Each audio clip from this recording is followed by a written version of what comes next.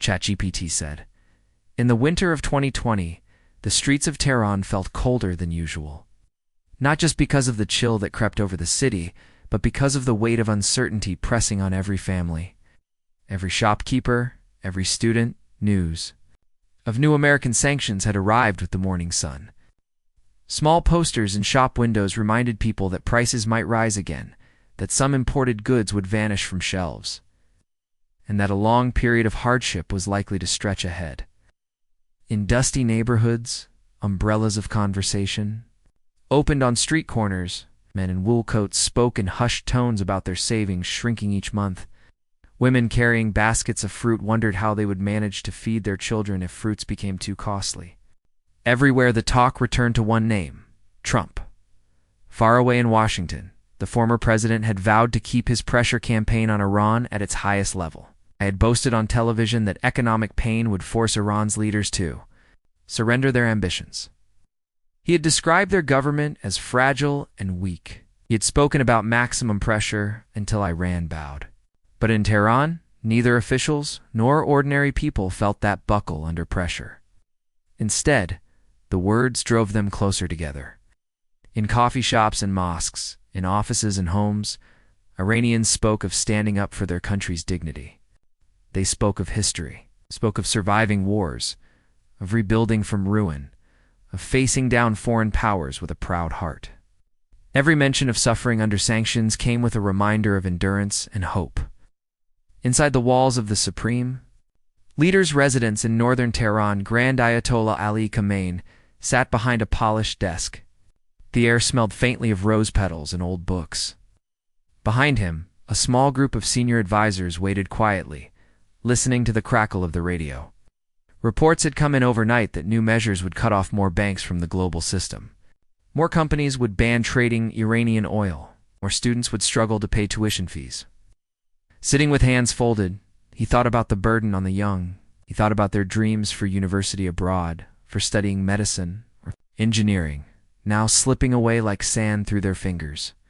He thought about the parents who had saved for years to give their children a better future.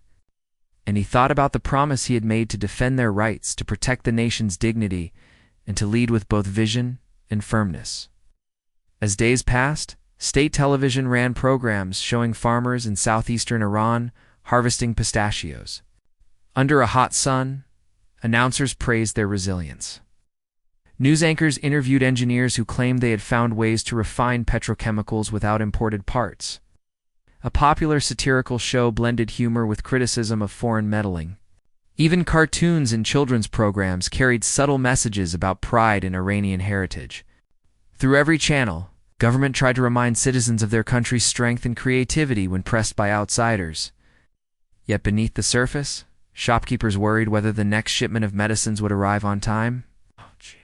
Journalists quietly asked doctors how hospitals could prepare for more difficult times. Every citizen seemed to carry two conversations, one of public optimism and one of private worry. Beyond the capital, in the province of Kermanshah, a school teacher named Roja watched her students file in each morning. She stood by the blackboard, chalk in hand, and wrote out simple math problems. Her classroom smelled of chalk dust and worn wooden desks. She saw young faces eager to learn, to dream, to step into a world beyond the borders that now seemed to tighten. After the bell, she spoke softly about the value of knowledge. She told them that no matter what happened, their minds were their greatest freedom. Yet in her heart, she feared that textbooks might grow outdated if new editions could no longer be printed. She worried that her own savings might not cover her electricity bill in the coming months. At night, she lay awake listening to distant calls to prayer, wondering if tomorrow she would need to find a second job to pay for heating oil. In a crowded tea house near the Grand Bazaar, groups gathered over steaming cups of black tea. The aroma of cardamom floated in the air. Old friends clasped each other's hands and spoke of the price of sugar rising yet again. They exchanged stories of relatives in Europe who could no longer send money home easily. They spoke of how walls between nations seemed to grow higher, making the world feel smaller and yet more unpredictable. Still, they laughed at a joke about a stubborn mule who refused to move until he heard his master's soothing voice. They found comfort in small moments of joy, in the simple pleasure of a friend's company, and they reminded each other that Iran's story had been one of survival across centuries. Through empires, through wars, through sanctions, through famine. Each challenge had tested the people's mettle, and the people had passed the test. Back in the Supreme Leader's offices, Khomeiни's advisors presented him with summaries of international reactions. They told him that Western analysts believed Iran would fracture under the strain. They said opinion polls showed a drop in public support for the leadership. But they also noted that in hallway surveys, people spoke openly about defiance rather than despair. The Grand Ayatollah listened and weighed every word carefully. He knew that too much optimism could sound hollow, while too much alarm could breed panic. He considered the delicate balance between honest appraisal and rallying cry. Outside the windows, the ornamental pines stood silent, as if waiting for a decision from the man who held more symbolic power than any official in Iran's government. One evening, after a long day of discussions, he stepped out into the courtyard. Star-shaped lanterns hung from the trees, casting gentle light on the stone pathways. A breeze rustled through the branches. For a moment, he paused and closed his eyes. I thought of the generations who had walked these paths. He thought of the poets who had written lines about patience and courage. He thought of the soldiers who had defended the land of the workers who had rebuilt it. He felt the history of his people as a living presence around him. He felt the weight of responsibility settle on his shoulders. And he resolved that his next words would speak not only to the present pain, but to the unbreakable spirit of a nation. By nightfall, an announcement went out that the Supreme Leader would address the nation at dawn. Across Iran, people adjusted their routines.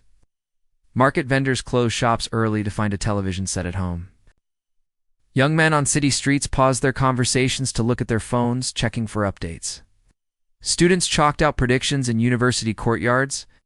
Even families gathering for supper added an extra bowl of rice, marking the importance of the next morning's moment. As the city slept under a moonlit sky, a sense of quiet anticipation spread. The long months of tension had led to this point. Iranians from all walks of life felt the same question rising in their hearts. What would their leaders say? And could a single phrase change how the entire world saw them? If any spark could shine through the darkness, they believed it would come from that speech. They believed that in a moment of strong words, they would find the strength to carry on. And so they waited, in simple homes and grand apartments alike, for the first rays of dawn to herald a new chapter in their shared story. In the days that followed the Supreme Leader's announcement, both Iran and the United States set to work on shaping the story that would reach every corner of their nations. In Washington, teams huddled behind brightly lit studio sets. Producers, in crisp suits, drafted new television spots. One team worked on a bold graphic, a red, white, and blue eagle cutting through dark clouds. A deep voice intoned promises of strength and resolve, followed by a quick flash of phrases like "no more threats" and "freedom for all."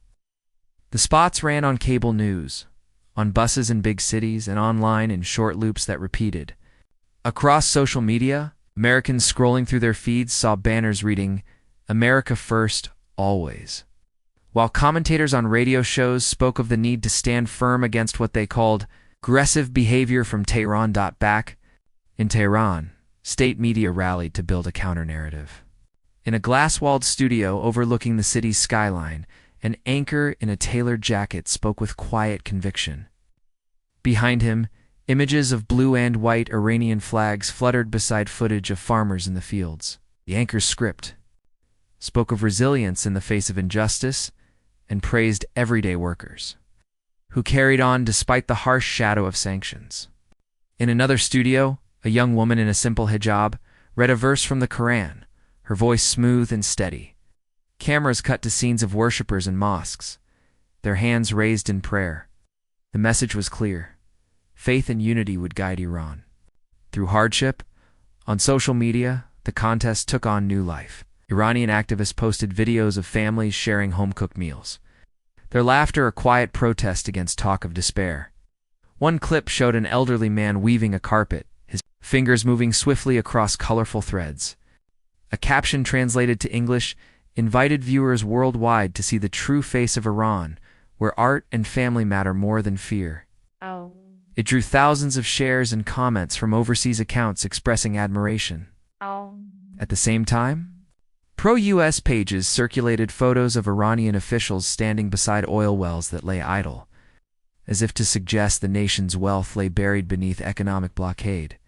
In Midtown Tehran, a team of advisors gathered in a wood-paneled room at Khomeini's residence.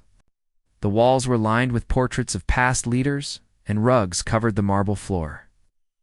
Cultural figures sat around a long table. Among them were a celebrated poet, her silver hair pulled back in a bun, and a filmmaker whose black glasses glinted. Under the ceiling lights, a teapot hissed quietly at the center of the table. The supreme leader listened as each person offered ideas. The poet spoke of weaving verses into public speeches. The filmmaker suggested releasing a short documentary about Iranian engineers who built a new medical device without foreign parts. An official tapped his pen against a notepad, noting how the story could highlight innovation rather than victimhood.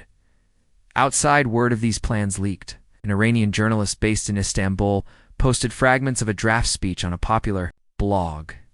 Lines appeared that praised the nation's heritage, that warned against bullying tactics, that hinted at a sharp reply directly aimed at Trump. The post drew immediate attention. Iranians reading it shared the excerpt with messages of excitement, predicting that the next address would be historic. American analysts, monitoring the leak, scrambled to translate each word. Some speculated the supreme leader might call for a ceasefire in the region, while others warned that a harsh rebuke could spark further tensions. In homes from Shiraz to Mashhad, conversations buzzed with rumor and expectation. Meanwhile, U.S. intelligence briefings filtered back to the White House. A report warned that the Iranian government was preparing a media offensive designed to win hearts at home and embarrass American leaders abroad. Advisors suggested drafting a quick response plan, more press briefings, fresh tweets from the president's account, and possibly an emergency rally. Some urged caution, reminding colleagues that overreaction could give the Iranian message more attention. Others feared that silence would look like weakness. In the end, a choice was made to hold a live briefing the morning after Khomeini's speech, to show Americans that their government remained alert and in control. On the streets of Tehran, the propaganda war took on a living dimension. Colorful posters went up on concrete walls. One showed a young woman in a headscarf smiling while planting a tree, the slogan reading "Life grows here." Another depicted an engineer in coveralls, examining a piece of machinery glowing under bright lamps, with words, "Our hands build our future." TV vans drove through alleys, their satellite dishes scanning the sky for signals. Shopkeepers paused in their daily routines to watch short clips on small screens mounted in market stalls. Across cafes and tea houses, the new visuals became topics of animated debate.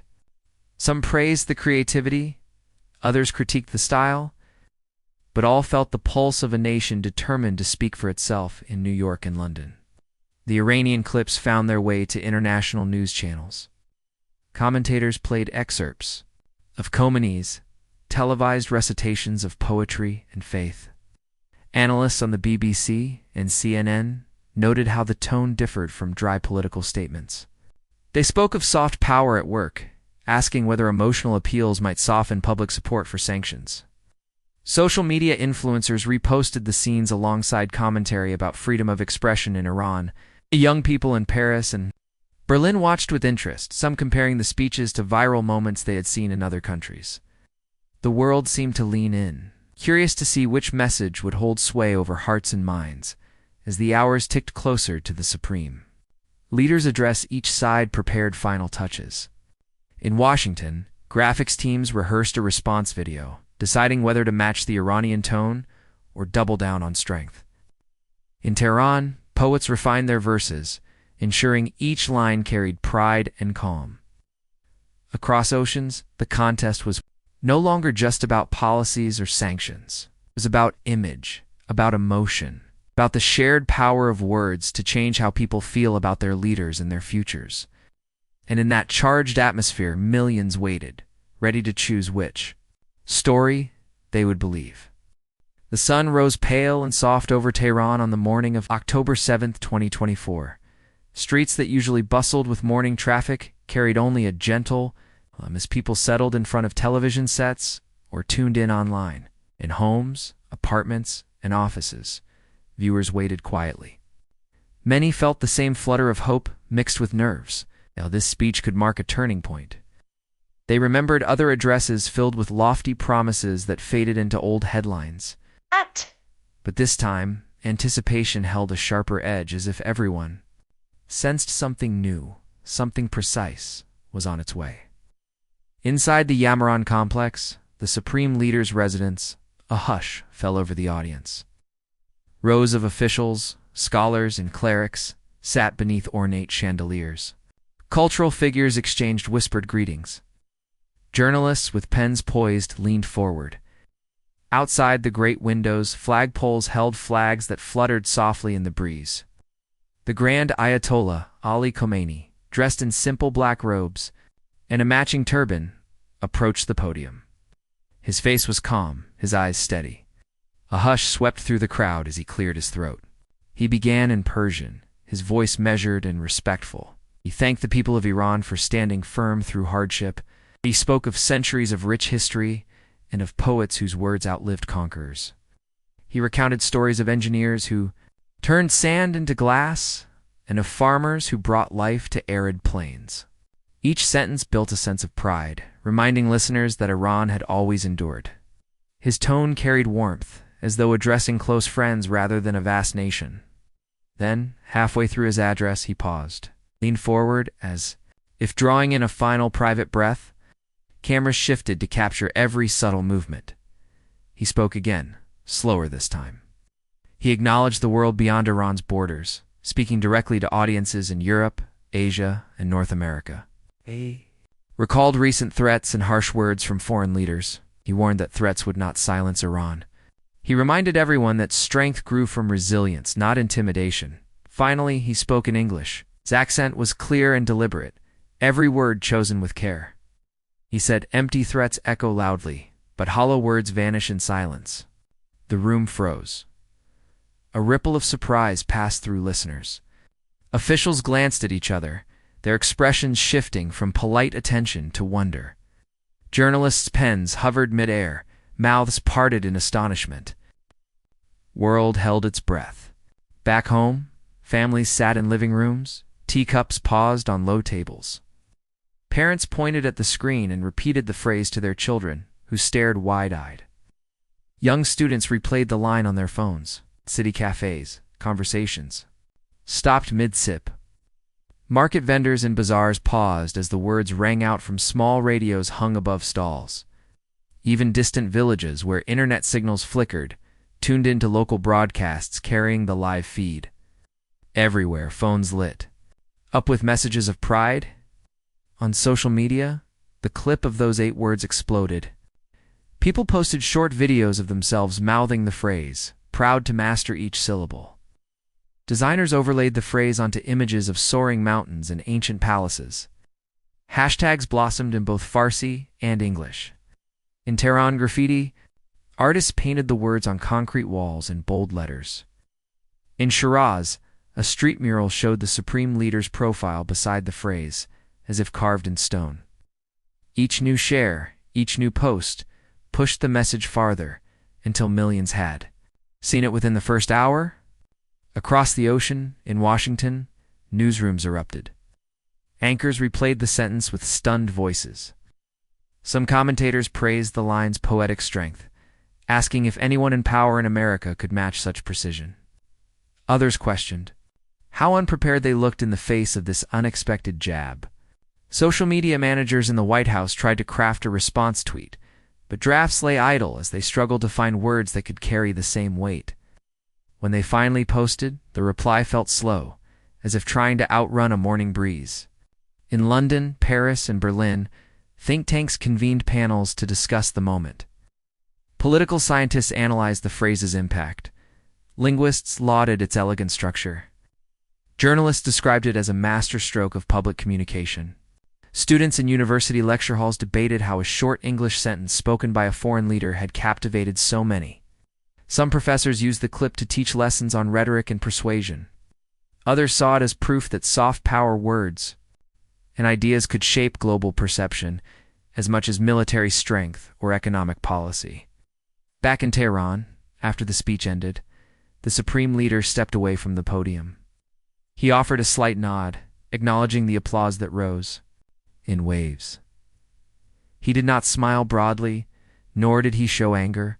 His face remained steady, calm yet firm. In that calmness, listeners found comfort. They believed he had spoken not from anger but from a place of clear purpose. As the cameras dimmed, the officials filed out, their chatter animated but respectful.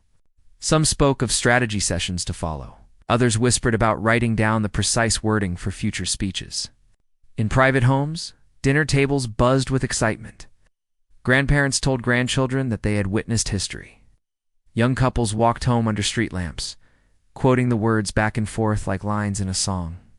Shopkeepers played the speech on loop, wanting every passerby to see.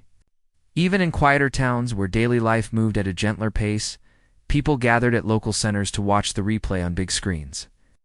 Friends hugged, strangers shook hands, and a sense of shared pride filled the air. As the day wore on, newspapers printed the phrase in bold on their front pages. Cartoonists drew satirical panels showing empty threats as balloons that popped at the sound of real words. Radio stations played recordings of reactions from ordinary citizens, a teacher who said the words gave her hope, a student who felt more confident to practice English, an artist who felt inspired to paint. Each story added another layer to the moment, showing how one phrase could touch so many lives in different ways. By sunset, a calm settled over the city. Flags still waved, murals still glowed in the twilight. The phrase echoed in minds, in hearts, in whispered conversations. People felt that they had been seen and heard by the world. They believed that their leader had spoken truth to power with honesty and clarity. And they trusted that this moment, this phrase would live on as a reminder that words, when chosen carefully, can shine like beacons in the dark. That night, in the courtyard of the Supreme Leader's residence, lanterns glowed gently once more. A soft breeze carried the smell of jasmine across marble tiles. The Grand Ayatollah stood alone for a moment, looking at the sky. In his quiet gaze, one could sense both relief and resolve. He had said what he needed to say, and he had done so with calm strength. Tomorrow, the work would continue: diplomacy, planning, daily tasks, but tonight belonged to those 8 words that broke through noise and doubt and spoke of a proud nation's unshaken spirit. And as the city of Tehran slept, millions dreamed, a little more easily, buoyed by the clear sound of that historic phrase. The moment those words echoed around the world, they spread like wildfire. Within seconds, phone notifications lit up across Tehran. In small apartments, families paused mid-conversation to replay the clip. In busy tea houses, cups of steaming chai were set down as patrons leaned in to hear it again. The phrase "empty threats" echo loudly, but hollow words vanish in silence became the new refrain, repeated in living rooms and on street corners. People recorded their own videos saying the line in English, proud to capture each syllable, just as they had heard it, on Instagram. A young graphic designer named Sarah overlaid the phrase in bold letters across an image of the Alborz Mountains. She posted it with a simple caption in Farsi: "Our voice is our strength." Within an hour, her post had thousands of likes and hundreds of comments. Her phone buzzed constantly with messages from friends, asking for the original high-resolution file so they could print it as posters. Nearby, a poet in Mashhad wrote a short verse inspired by the line, comparing empty threats to a storm that makes noise but leaves the desert unchanged. On Twitter, the phrase trended under 2 hashtags, one in Farsi, one in English. It's people in. London shared the English line alongside comments about language and power. In New York, a student at Columbia University posted a video of himself saying the sentence before explaining why he admired its precision. His tweet went viral in the Middle East studies community. Across continents, professors used the clip in lectures about rhetoric, teaching students how a simple metaphor could carry deep meaning. In Tehran's Grand Bazaar, shopkeepers who had closed their stalls early returned with renewed energy. They hung small banners above their counters, quoting the phrase in both English and Persian. Customers browsing through carpets and spices paused to read the words. Some asked for translations, while others nodded knowingly, taking in the weight of each word. Even the chatter of haggling seemed charged with new confidence. When a tourist from Germany asked what the phrase meant, an elderly vendor smiled and delivered a brief explanation in halting German, proud to be an ambassador for his culture. Meanwhile, in small villages beyond the capital, where internet signals were weaker, satellite dishes beamed in the speech. Families gathered around a single television set in the village center. They watched the replay again and again, marveling at how a leader from their own land could speak so clearly in another tongue. Children ran home to tell friends that their grandmothers had heard the words firsthand. In the fading evening light, villagers discussed how a few seconds of speech could awaken pride in people who spent years under economic strain. At the same time, outside Iran's borders, the diaspora community joined the chorus. In Los Angeles, Iranian Americans organized a small gathering in a community hall. A large screen showed the clip on repeat while people clapped and cheered after each replay. They brought homemade pastries and glasses of sweet tea, celebrating this moment of unity. Some attendees remarked that they felt closer to home than ever before. In Toronto, a student association held a watch party at the university. Students from different backgrounds, Persian, Kurdish, Azerbaijani, stood side by side, reciting the phrase together and discussing how it challenged stereotypes about Iran. Social media influencers also joined in. A travel blogger who specialized in Middle Eastern culture posted a 2-minute video explaining the context of the speech. He analyzed the choice of English words, noting how each term built on the next to form a powerful image. His followers responded with questions about Iran's history of resistance against foreign powers. A popular TikTok dancer used the phrase as a voiceover while performing a traditional dance, blending modern and ancient elements in her choreography. The video attracted millions of views, reaching people who might never have read a news article. In newsrooms around the world, the impact became clear. Television anchors replayed the line, some pausing to let viewers absorb its meaning. Commentators debated whether Trump's administration had underestimated the power of words. Political analysts compared the moment to other famous speeches, from Winston Churchill's defiance in World War II to Martin Luther King Jr.'s call for equality. Newspaper editors printed the line in bold across front pages, sometimes translating it into local languages. Editorials praised the clarity and artistry of the phrase, while others suggested that it marked a turning point in how small nations could use media to shape global opinion. Back in Washington, the White House struggled to keep pace. Drafts of a response tweet circulated among staff, each one edited to sound strong yet measured. When the official statement finally went online, it read, "We hear you, and America remains firm in its commitments." But that response felt flat compared to the sharpness of the original line. Press briefings were scheduled, but reporters focused their questions on whether U.S. leaders felt challenged by the speech. Some journalists pressed for a direct rebuttal, wondering if words alone could shift policy.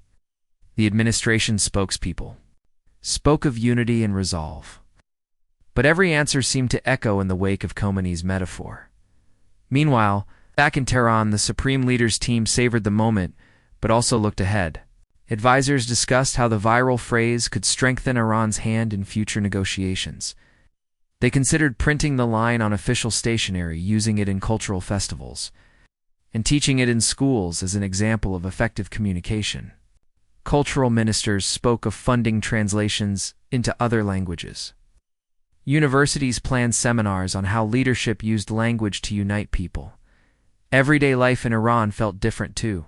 Young people practicing English in language institutes repeated the phrase to perfect their pronunciation.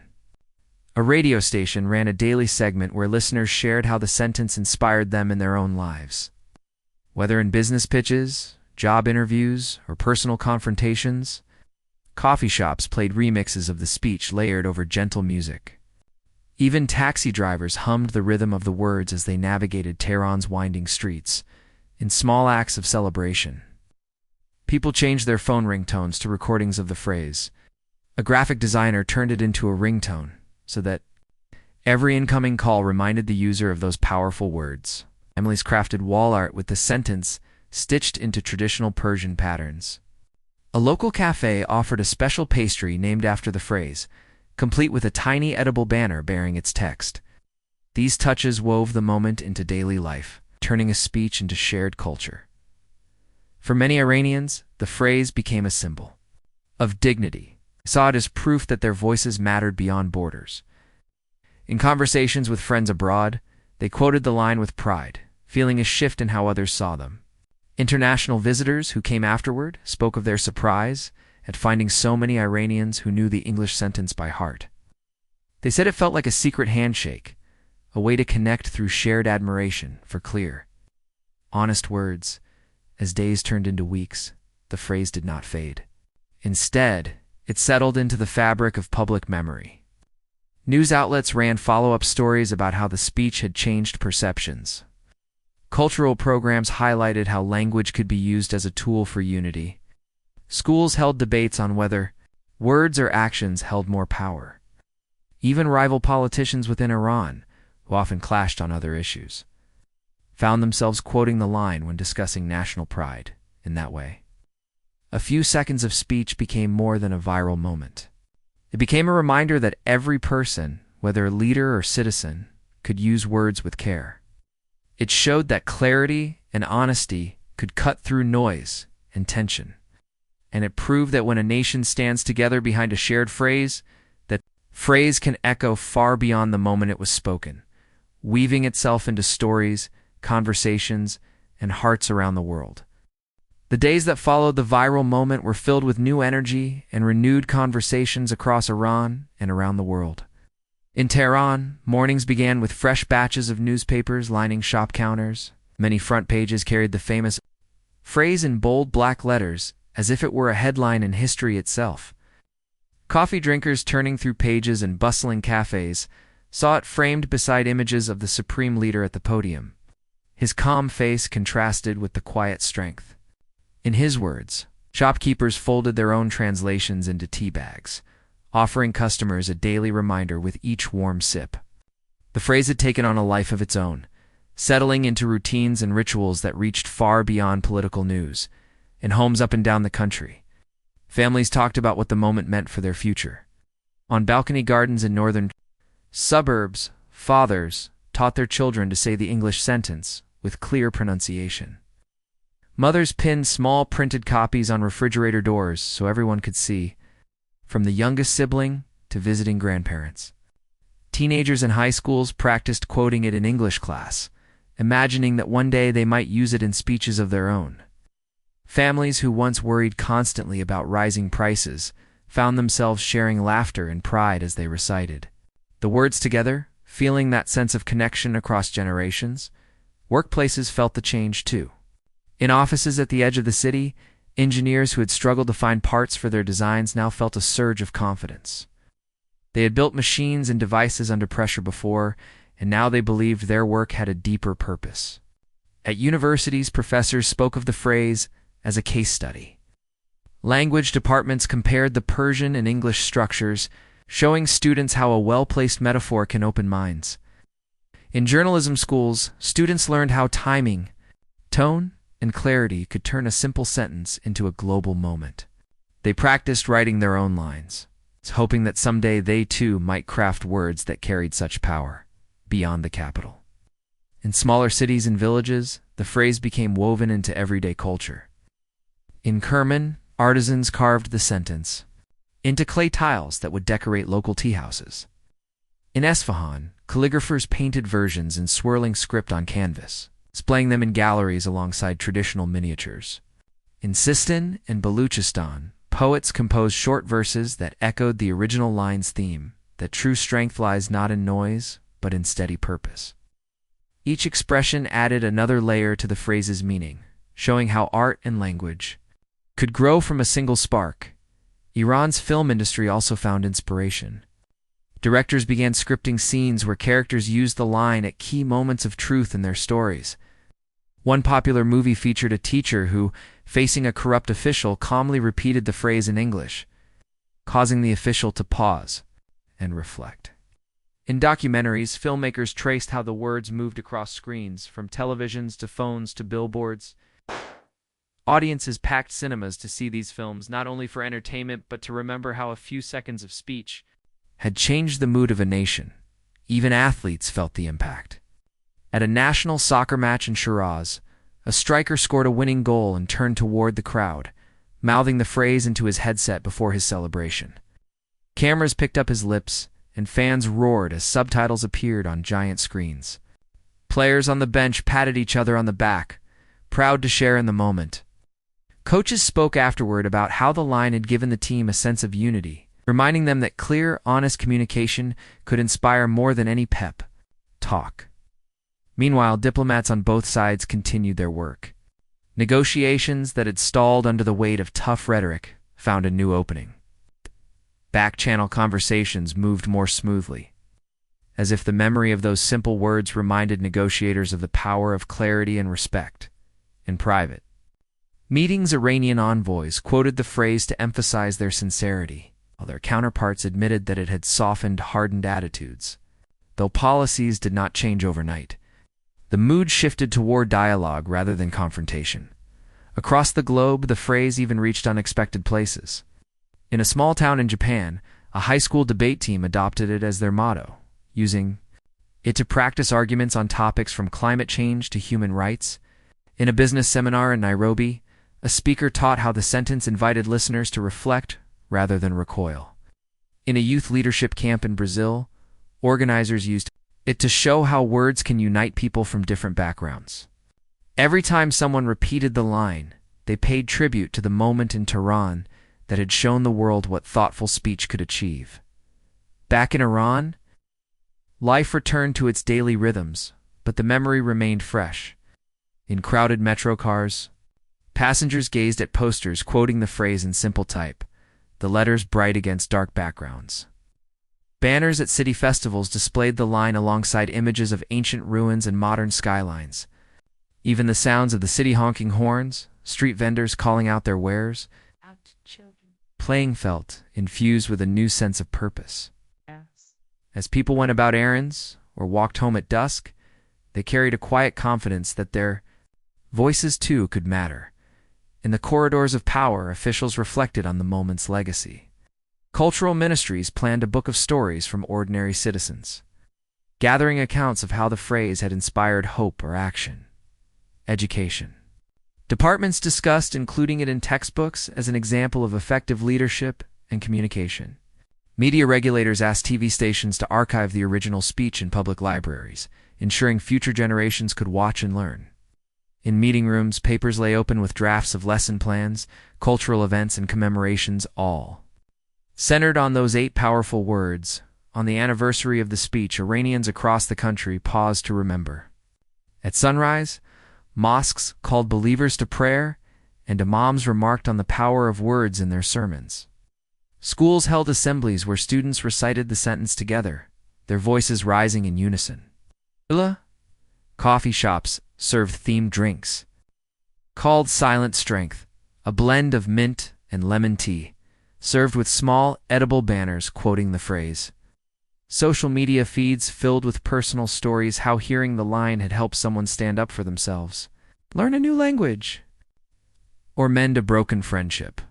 Even critics of the government admitted that the moment had offered something almost universal, a reminder that clear expression can cut through noise and connect hearts. In living rooms and offices, conversations continued about what came next. While many acknowledged that real change required more than words, they agreed that thoughtful speech was a start. They spoke of how the phrase had opened ears and hearts, creating an atmosphere more ripe for understanding. They knew that policies, trade agreements, and diplomatic meetings would need hard work and compromise. But they held on to the belief that, whenever conversations grew tense, one simple line could remind them of shared humanity and respect. And so the story of that phrase settled into Iran's collective memory, not as a fleeting viral moment, but as a milestone in communication. It became a story told to children at bedtime, a lesson taught in classrooms, a spark in art and film, a motto in sports arenas, and an example in boardrooms. It showed that, even in times of conflict and pressure, words spoken with care could cut through fear and bring people closer together. It proved that true strength often lies not in the loudest roar, but in the calmest voice. Years later, when historians looked back, they pointed to that morning in October as a turning point.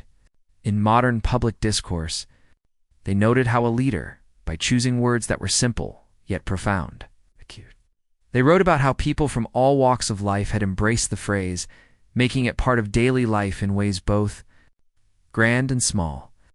And they concluded that, in an age of noise and division, the lesson remained timeless. Empty threats may echo, but only honest words can echo in hearts forever.